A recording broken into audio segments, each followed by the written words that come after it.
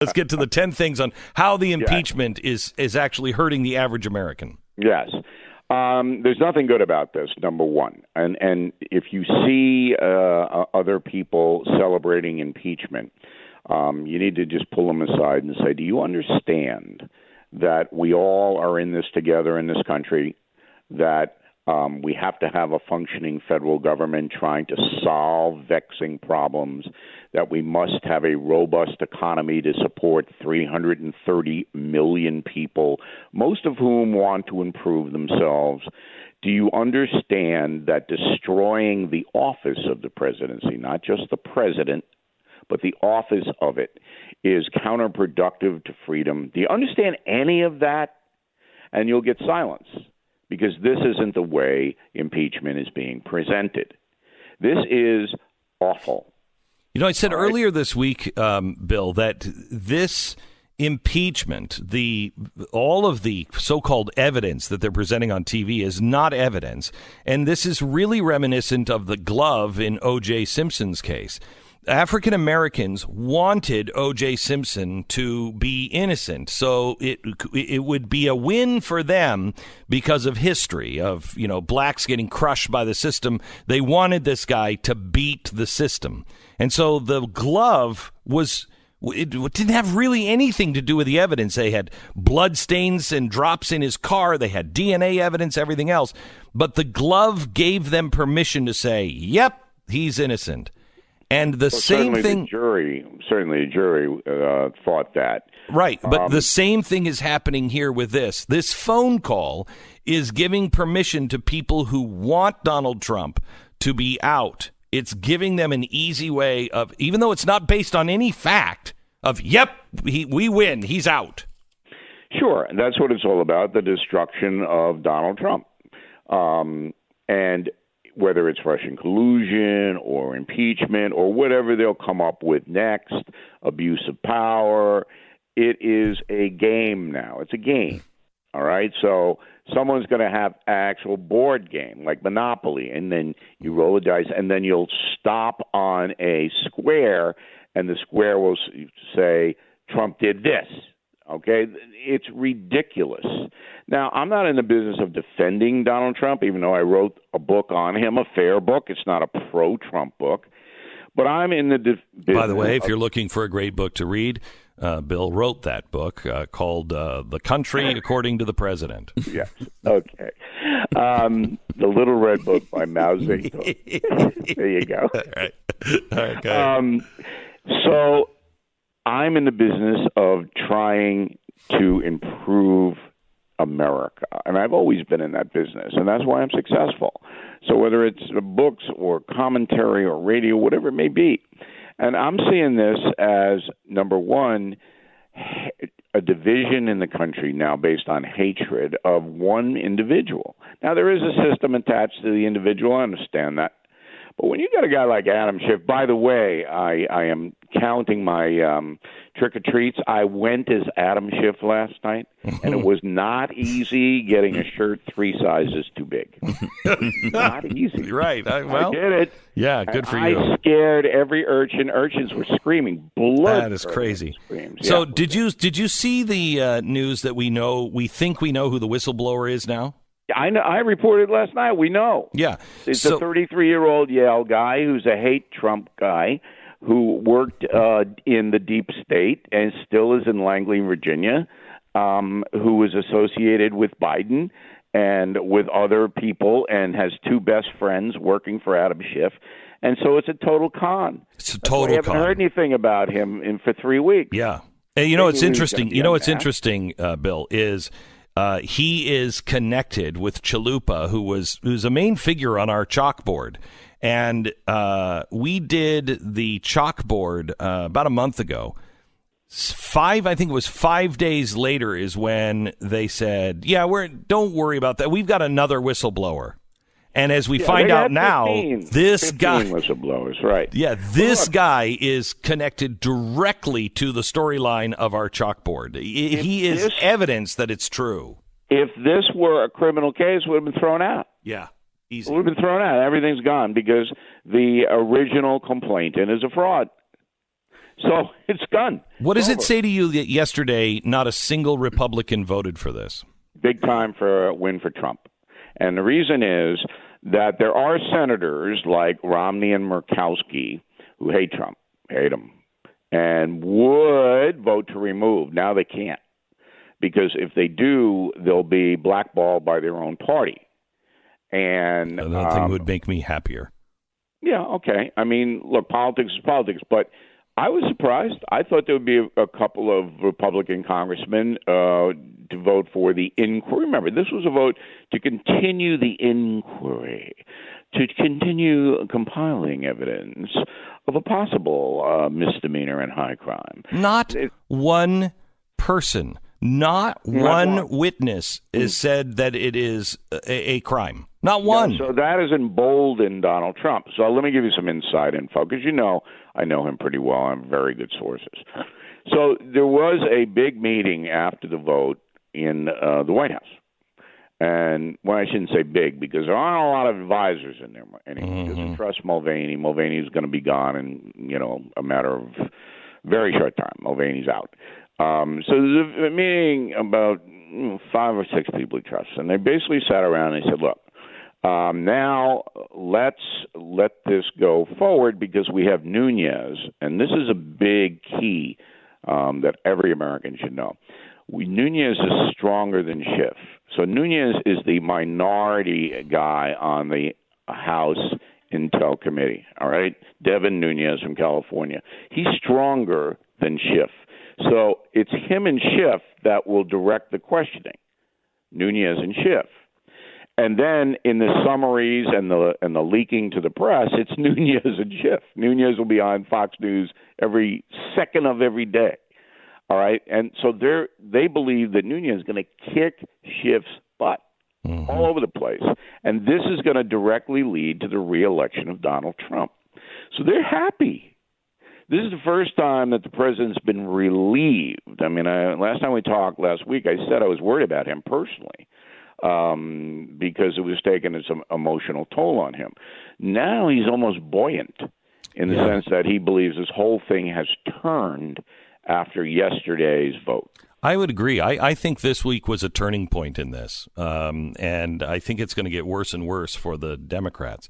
With one exception, what do you think is going to happen with John Bolton? Because very interesting. Yeah, they keep holding him out like, oh, he's going to be the death knell for Donald Trump. I don't know the ambassador that well. I never used him on the O'Reilly factor, not once. And the reason I didn't use him, very smart guy. Very smart. Was because I knew what he was going to say. I knew it. I mean, there was never a surprise, never a nuance. He was he was not a guy who was parroting a lot of other people. A hard right view of foreign policy. Correct. All right, and I didn't use any hard left people either. I never did. So here's the dilemma for John Bolton. Bolton, you can't assume that he has any regard for Donald Trump. We can't assume that. I mean, he doesn't like him because it didn't end well in the White House for him. But if he goes in and crushes Trump, and he could, he's dangerous in the sense that he knows a lot of things. He will alienate himself from his entire ideological structure. He will be a pariah in this country. I think he's on that road already, but he knows that. There's not going to be anywhere for him to speaking engagements, no book audience for him, no comeback on Fox News, none of that. So he cuts himself off. Now, the Trump administration has anticipated the worst. They don't know. Nobody knows what Bolton's going to say. So the counter to Bolton is Pompeo. And you saw that this week as well. Pompeo came out and said, look, I was on the call, and we didn't deviate out from what our policy for the Trump administration is. So they'll put Pompeo up against Bolton. And Pompeo's strong. Remember, ex-CIA chief, all right? He's strong. But does some danger there. Does this boil down, Bill, really to an extreme disagreement in the policy of the State Department, and the State Department just saying, we don't work for Donald Trump, even though they do. We don't work for Donald Trump, and Donald Trump's not going to get involved, and the State Department engaging in some really nasty stuff over in the Ukraine? Well, the State Department now is very simpatico with President Trump. I mean, because Pompeo is the Secretary of State. They're buds. I mean those long-term players, okay. For instance, but the they don't whistleblower. Have any access other than leaking whatever. There are two people that Donald Trump deals with every day: Vice President Pence and Pompeo. Those are the only two, and they're both very loyal to him. And as long as they stay there, as long as he has them, he can use them to go out and negate a Bolton. Now, as for your question about the State Department and the Justice Department and everybody else, they all hate Trump. They've hated him from day one. All right? And that's why you saw the whistleblower. Yes. This guy was working to undermine Trump from the very beginning. Oh, he's the guy who said that Putin and Trump... Putin told Donald Trump to fire Comey. He's the guy who started all of that. This guy is an activist. Yeah. He's an activist. Very bad, very bad. But Schiff is in trouble because he went to Schiff because his two best friends work for Schiff. I mean, it's really bad. Okay, more with Bill O'Reilly, the author of Me Write book about President Guy.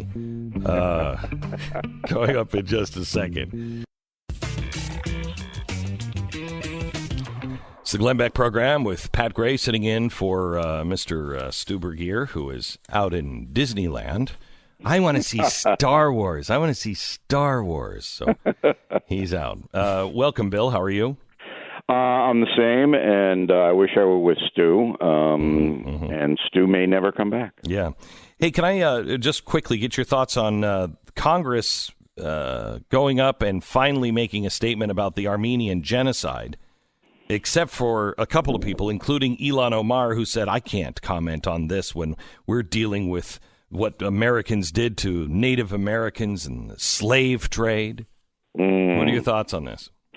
Well, I have to confess, I don't know much about the Armenian slaughter, so I can't really bring anything astute to the discussion. But I can tell you that, the radical left in America is the conservative movement's best friend, because these people are so loopy, so insane, that even the people who don't subscribe to information, like they say, I don't want any information. I don't want to know anything. I'll never watch or read any news. Even they go, these people are stupid. Did you catch Barack Obama criticizing the woke movement? Oh, I couldn't take it. That? I couldn't take it. I'm telling you, you're too tough on Obama. Obama, there's something about him, and I know him pretty well, that can't stand this phony garbage. And I'm glad he did what he did yesterday. I am too, but he's the guy who started it. Oh, I don't believe that for a second. Oh, come on, man. He wasn't involved with the cultural woke movement. What? He wasn't doing that. He wasn't doing that. His whole shtick, Beck. His whole shtick was, that's the way white people will do you. His whole shtick was, the police act stupidly. That's not what woke is. No, that you're not allowed to say anything. You're not allowed to offend anyone. You got to have 15 bathrooms for different ethnicities. I mean, that's what woke is. Obama is I think he's a socialist guy. I think he is, but if he isn't, he's very close. That was his whole thing. That was it. Get money to the people who don't have any, and that's why the economy tanked. Man, I just don't understand. No, I'm just thinking. He wasn't a cultural left-wing. That's all he was. No. His wife on the campaign. That's not him. Michelle, all right. I'll give you Michelle. Everything's about race. I got it. But for him, it wasn't quite that way. Do you have the Michelle Obama on the campaign trail? Mm-hmm. Because Barack knows. Listen to this. This is when she was taken off of the campaign trail. Listen. And Barack knows that we are going to have to make sacrifices. We are going to have to change our conversation.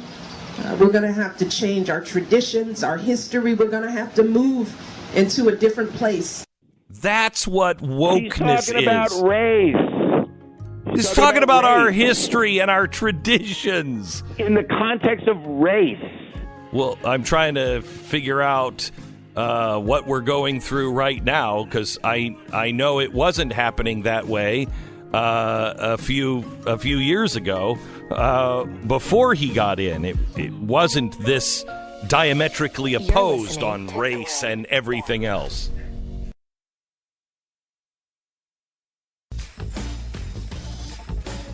Joined by Secretary Hillary Rodham Clinton and Chelsea Clinton, who co-wrote the book of Gutsy Women. Hillary, I have to ask you a question that has been plaguing me for a while. How did you kill Jeffrey Epstein? Because you're not in power, but you have all the power. I really need to understand how you do what you do. Because you seem to be behind everything nefarious, and yet you do not use it to become president. What is the game plan? Well, Trevor. But honestly, though, what does it feel like being the boogeyman of the right? Well, it's a constant surprise to me. Because the things they say, and now, of course, it's on steroids with being online, are so ridiculous beyond any imagination that I could have. And yet they are so persistent in putting forth these crazy ideas and theories. Honestly, I don't know what I ever did to get them so upset. Oh my gosh! Stop. We could clarify that for her if she wanted. Bill, the likelihood that Hillary Clinton did off Jeffrey Epstein with her own hands. The likelihood of that? Yeah. 1%. Okay. I forgot we were on the air. Right. Okay. So wait a minute. I do want to ask you a serious question on this. Yeah. Dr. Michael Baden said that it's more likely that he died of a homicide than a suicide. He's not the first to say it, but he's the one who examined now. The New York chief medical examiner said it was definitely suicide. But this guy says, and he's respected, no, there's 3 bones in there that are usually not broken by hanging yourself. It's very common with homicide. Look, I'm not a doctor. I know this guy likes publicity. I don't believe a word of it. I know people in the Bureau of Prisons. It's inconceivable that this would happen, but, people like batting that stuff around. You are no fun. Yeah, I'm not a lot of fun. I'll tell you that. Really. But here's a astute observation from me. Who has more in common with Donald Trump than any other politician in the country? Hillary Clinton. Because they're both maligned to the point of caricature. And Hillary Clinton and Donald Trump, and remember, I sat behind Hillary and Bill Clinton at Marla Maples' Donald Trump's wedding. I sat behind them. All right? And they couldn't have been more buddy-buddy. And this is in The United States of Trump, the book you so love. All right? It's in there.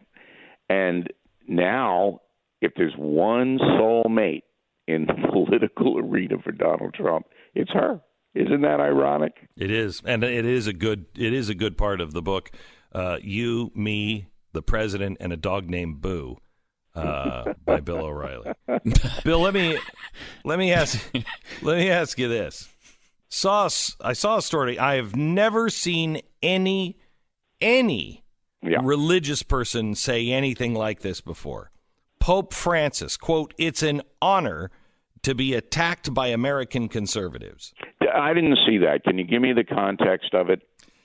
He said on Wednesday, it was an honor to be attacked by the U.S. church conservatives and their Catholic media allies who have criticized him on issues from theology to climate change and even called for his resignation. Yeah. Well, there's a movie coming out about the two popes, I think the name of it is. It'll be out before Christmas. And Anthony Hopkins plays one of the popes, and somebody famous plays the other. And it's about the handoff from Pope Benedict, a conservative German pope, to Pope Francis, a liberal Argentinian. I like Pope Francis. I watched him up close, and he is a good man. But he is a very liberal theologian, very liberal. And that makes conservative Catholics crazy. And so I understand the ire toward Pope Francis. But as a Catholic, I think Pope Francis is a good man, even though I don't agree with his liberal theology in the sense that. Well, I mean, I think we have to have borders. We have to have. Well, wait. But I think for the very first time, I could ask the question: is the Pope Catholic? And not everybody could answer that question. Yeah, he's Catholic. He said that Jesus, if you believe in the Trinity, he said Jesus wasn't God for while he was here on earth for 33 years. Now, if you believe in the Trinity, did we not have God for 33 years? Where did God go? Hiatus. Okay. Look, all of this is out of context. It's like the New Testament. Most of the New Testament is a parable. Jesus is not saying this. And this is what Francis does. So, look, I don't want to get into Catholic theology, but there's a difference between what the Pope does and what the religion is. All right? We have had popes throughout history that have been so corrupt.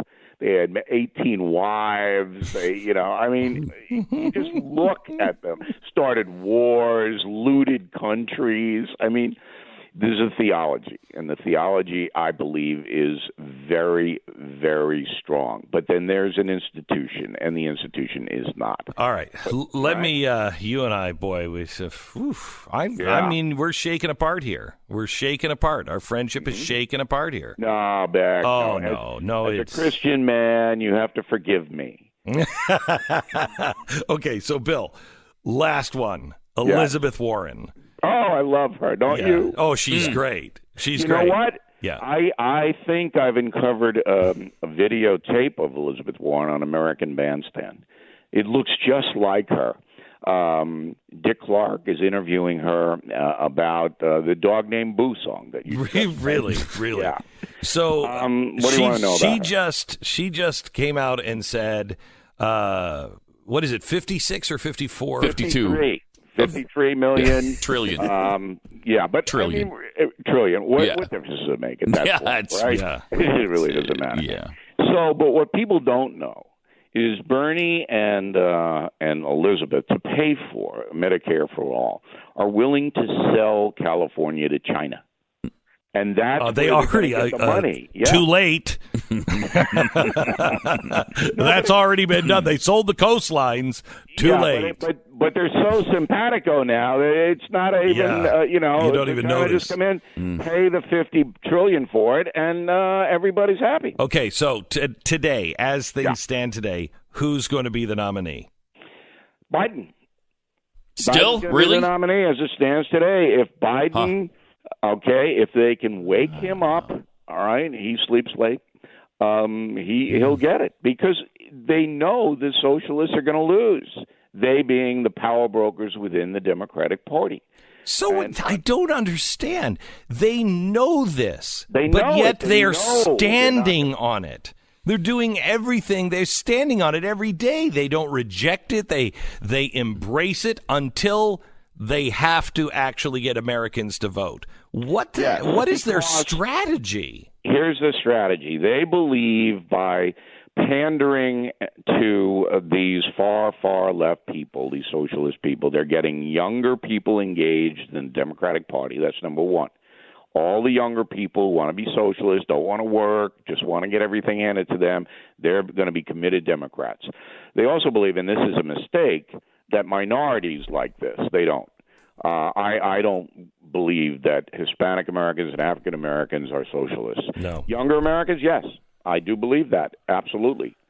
So, and also the media loves socialism. They love it. Until socialism comes to their door, then they don't like it so much. And so the Democratic Party, they're playing this game. They're going, okay, we can recruit using this stuff. We can do this. But then when it comes crunch time at the convention, they're going to wheel out Joe. And I think literally wheel him out, all right? And he'll be waving one hand. He can't do two at once. And he'll be there with that big grin. And Hunter will be Secretary of State. It's going to work out. It's going to be great. It's going to work out. All right, go ahead and plug the pamphlet United or something. States of Trump, yeah. gangbusters. I actually am running commercials where Glenn Beck says it's the greatest book that he's ever read, with the exception of the Bible. Celebrity voice impersonated. Yes. And BillO'Reilly.com. We're opening it up for everybody this weekend, so you don't have to pay to see my impeachment coverage yesterday, which I think was one of the best things I've ever done. Wow. So go to BillO'Reilly.com. High bar. Go to the Blaze. Don't waste your time this weekend on foolish football. Get knowledge. All right.